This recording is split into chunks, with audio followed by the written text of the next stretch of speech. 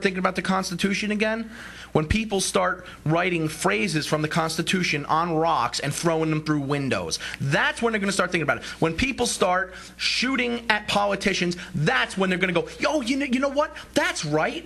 We're supposed to be governed. We're supposed to be governing as per the will of the people. And then they're going to say, "Oh, the guy was crazy. The guy lost his mind." Hey, let me tell you something, Dan. Look at this Orlando, Florida shooting. This guy, Jason Rodriguez. Apparently, yeah, he had some anger problems and stuff. Okay, but he got fired 2 years ago. And retaliated now, okay? But what they're saying is that he was frustrated over the way his benefits were being handled and all of this stuff. But we're looking right now, okay, you know, we're being told the recession is over, we're making a comeback. Meantime, unemployment is rising. Okay, more and more people are out of work, and we're going to talk about that more when we come back. Keep listening. This is Fighting Back on WTVQ.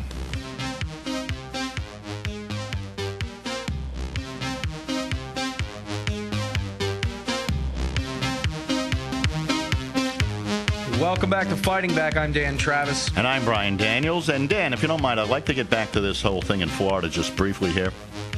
This whole thing with this killing in the engineering firm there in Orlando, Florida. You know, it's hard to rationalize such an irrational act. But, you know... You ever work on cars, Brian? Well, here's what I'm saying. Well, there's a few times I've wanted to kill some engineers. But here's what I'm saying to you, okay? We can look at this guy and we can say, okay, he's just a crazy person. We can say he's got mental issues and all of this. But, you know, you look at the high unemployment rate right now, at 10.2%, 16 million people out of work. More. Now you couple that in with the health care plan, which they say will put another 5.5 million people out of work. You know, is there a point where the government, with all of their ridiculous, whatever you want to call it, is going to start taking responsibility for people cracking and going off the edge? You know, you're going to have to expect a certain amount of this, because how do unemployed people live in a society where taxes are constantly going up, prices are going up? I mean, the cost of living everywhere in this country is becoming outrageous. Then we read this thing here. We got people actually pushing for $8 a gallon gas prices. Meantime, you got more and more people going out of work.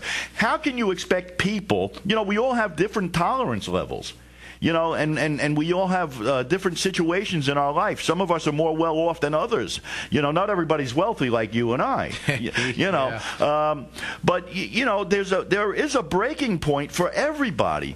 And you know, the government with this high unemployment rate, this health care thing coming in, and all of the nonsense that has been going on with all their special agendas and everything, how can they think for a minute that they're not going to push people over the edge? And people, you know, we talk about revolutions, and we talk about the possibility of a revolution becoming violent.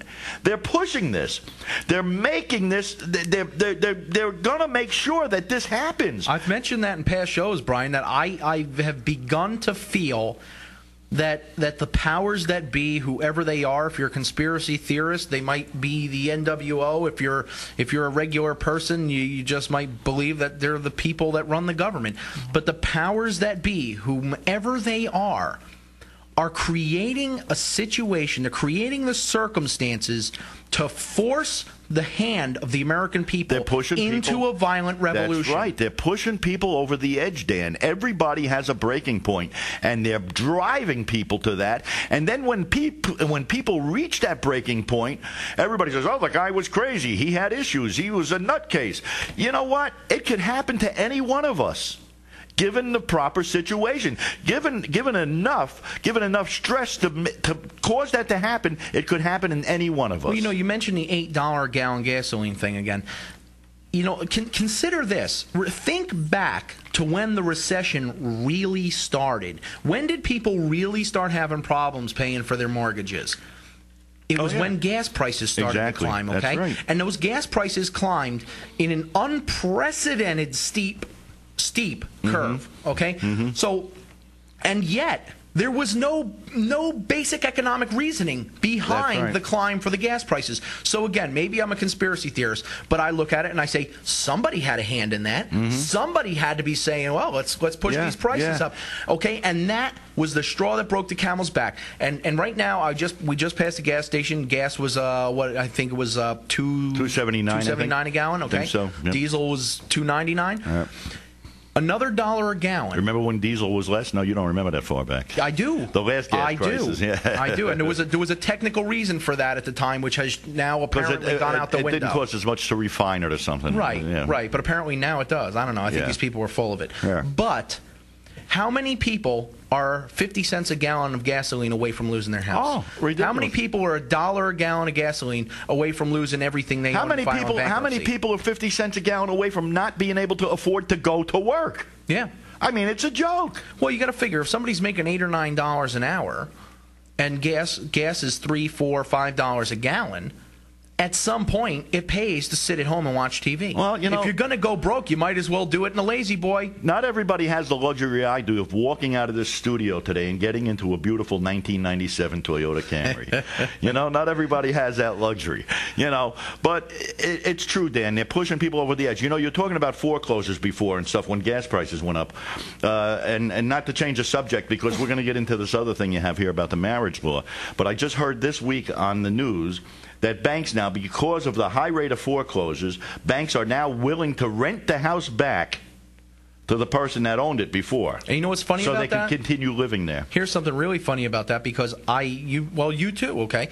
For those who don't know, me and Brian used to be partners doing real estate investment. That's right. And I don't know if you remember this, Brian. It was actually illegal for us to purchase a home from somebody and rent it back to them. Yep. It was illegal. We could not do that. That's right. If we purchased a home from somebody, they had to move out. That's right. They had to by law. Yep.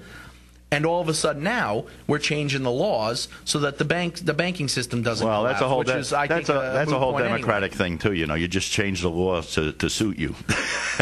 Well, sure, why not? It worked for the bankruptcy laws. Well, it worked in Massachusetts too after Ted Kennedy died. Well, we changed the bankruptcy laws so that Goldman Sachs would get 100% of their money back. Yeah, I mean, you know, look, laws are only laws if they're enforced equally across the board. That's right.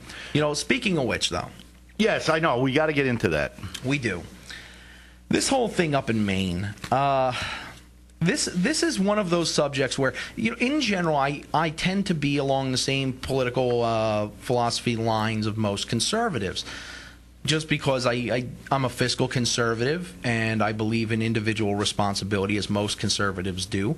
But I'm a true believer in conservatism.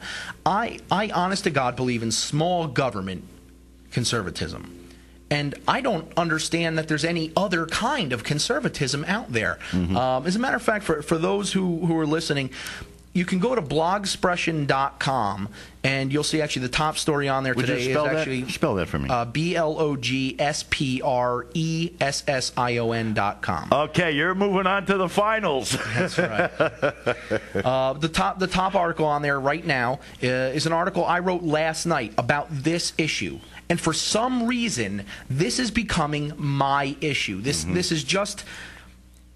is something I don't get. I don't get it, because what the hell is wrong with conservatives? Yeah. What the hell is wrong with them? We're supposed to be about small government and no, you know, very, very little government intrusion into the private lives of the individual. Stay out of my life kind of thing. Yeah. Right.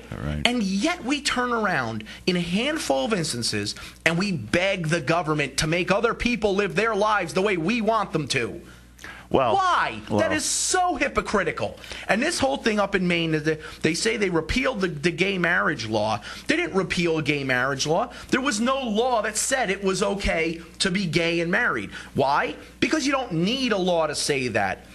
That's called the pursuit of happiness. But you said something to me weeks ago, which I agreed with you. I mean, marriage is a religious institution. It's not something that should be controlled by the government by any means. And you know what, Dan, even religion, right? You go back through years and years of religion. Now, I was raised as a Catholic. I saw all the things that were like written in stone. Reasons why they could never change, and now they have changed, okay, because it was convenient for the church. Well, now they're going to merge with other churches. Well, and that's what I'm getting to. The Vatican has recently come out and made an offer to angelic churches, okay, including Episcopalian and all of that, to band together as one again, and they would allow them to continue their beliefs and allow priests to be married and all of that stuff. You know, so why in a time when the Catholic Church is willing to do that, why are we still arguing about gay marriage?